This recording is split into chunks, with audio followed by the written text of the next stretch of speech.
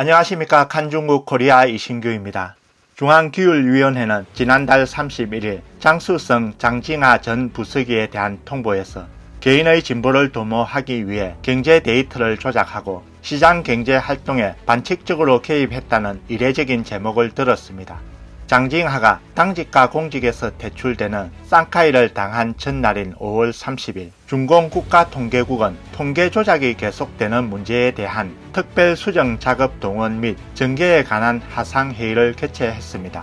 장징하의 경제 데이터 조작과 통계청이 갑자기 배치한 통계 조작 단속 전담 행동은 분명히 관련 있다는 지적입니다.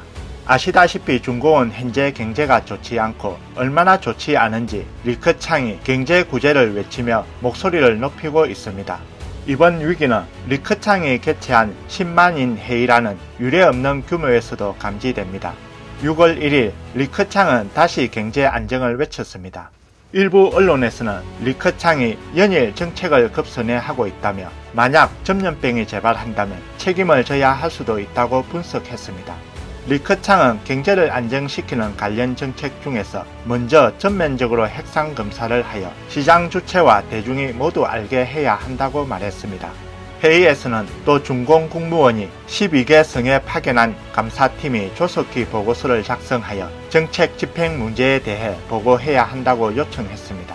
최근 10일 동안 중공 국무원은 3차례 회의를 열어 경제를 안정시키는 관련 정책을 배치하였습니다.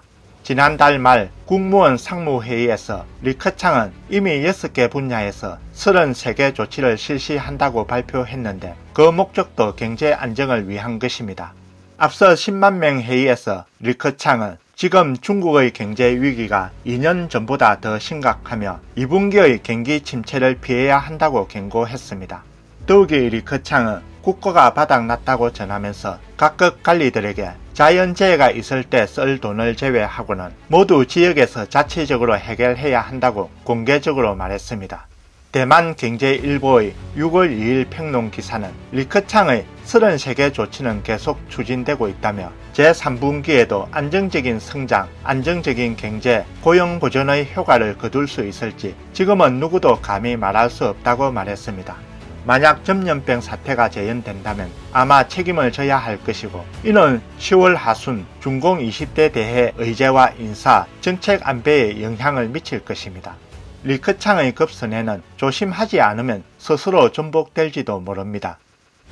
다음 뉴스입니다. 육사 사건 33주년을 맞아 최근 베이징의 여러 대학에서 학생들의 집단 항의 사건이 연이어 발생했습니다.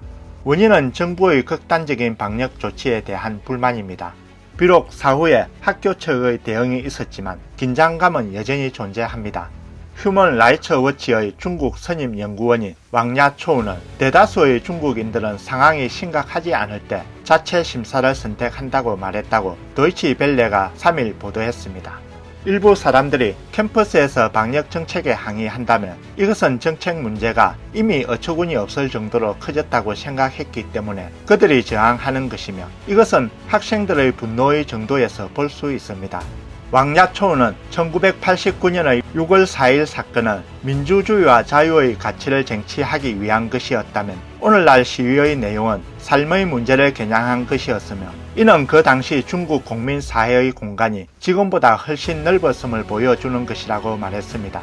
중국 인권 변호사 텅비아오는 최근 중국 대학 캠퍼스에서 벌어지고 있는 시위는 매우 쉽지 않은 것이고 인정할 만하다며 정치 체제를 직접 겨냥하지는 않았지만 이 역시 쉽지 않은 항쟁이다 라고 말했습니다. 텅바오는 중공 정부는 지난 몇 년간 첨단 기술과 현대 기술을 이용해 시민사회를 감시해 왔으며 전염병을 몇 년 동안 정부는 사회 이동을 통제하는 많은 경험을 쌓았다. 정부는 전염병 발생 초기에는 아마 이렇게 사용될지 예상하지 못했을 수도 있다.